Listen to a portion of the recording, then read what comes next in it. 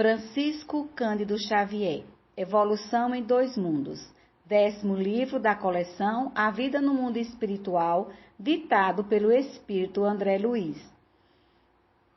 Capítulo 3º da segunda parte do livro, Corpo Espiritual e Volitação.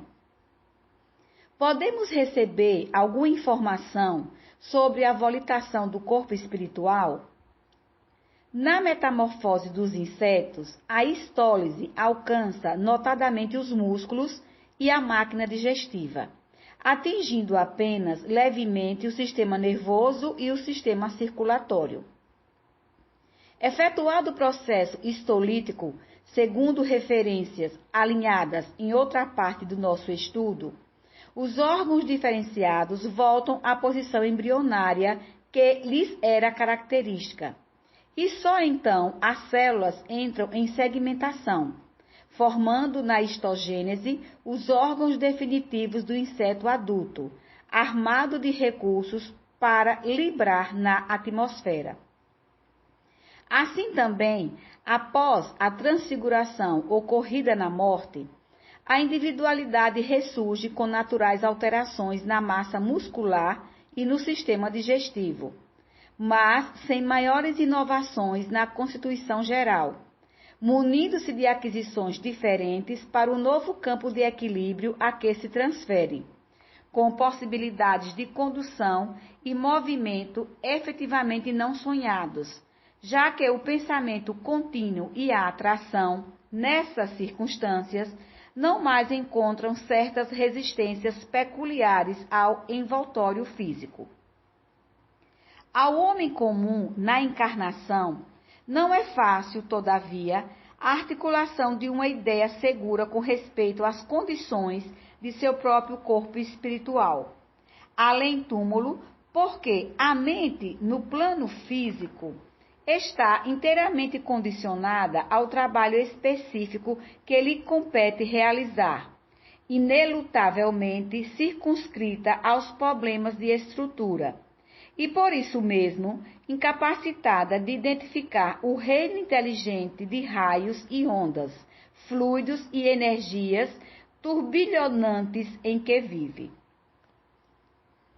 Como entendermos a mente em si, individualizada e operante, se as células do corpo espiritual têm vida própria como as do corpo físico? O problema é de simples orientação, qual acontece numa fábrica de largas proporções em que a gerência, unificada em seus programas de ação, supervisiona e comanda centenas de máquinas com diversos implementos cada uma, convergindo todas as peças do serviço para fins determinados. Quais os mecanismos das alterações de cor, densidade, forma, locomoção e ubiguidade do corpo espiritual? A pergunta está criteriosamente formulada.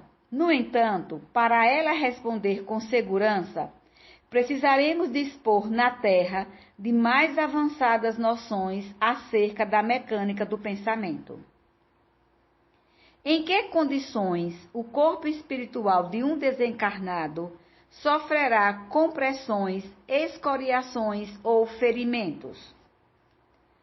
Dentro do conceito de relatividade, isso se verifica nas mesmas condições em que o corpo físico é injuriado dessa ou daquela forma na Terra. Não dispomos, entretanto, presentemente, de terminologia adequada na linguagem terrestre para mais amplas definições do assunto. Qual é a ordem de formação dos centros vitais pelo princípio inteligente no seu corpo espiritual?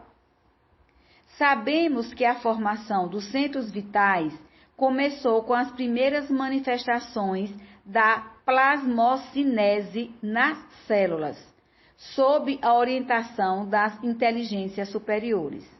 Contudo, não dispomos ainda de particularidades técnicas para penetrar nesse domínio da ciência ontogenética. Como se processa a exteriorização dos centros vitais? Associando o conhecimento magnético e sublimação espiritual, os cientistas humanos chegarão por si próprios à realização referida, como já atingiram noções preciosas quanto à regressão da memória e exteriorização da sensibilidade. Qual a importância da relação existente entre o baço e o centro esplênico, se o baço pode ser extirpado sem maiores prejuízos à continuação da existência do encarnado? Compreendamos que a extirpação do baço, em sua expressão física, no corpo carnal, não significa a anulação desse órgão no corpo espiritual, e que, interligado a outras fontes de formação sanguínea no sistema hematopoético, prossegue funcionando, embora imperfeitamente, no campo somático, atento às articulações do binário mente-corpo. Como compreenderemos a situação dos centros vitais no caso dos ovoides?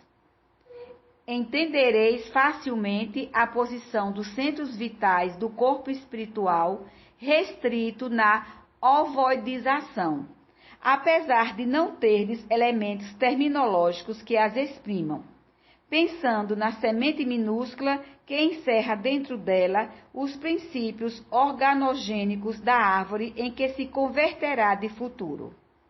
Uberaba, 23 de abril de 1958.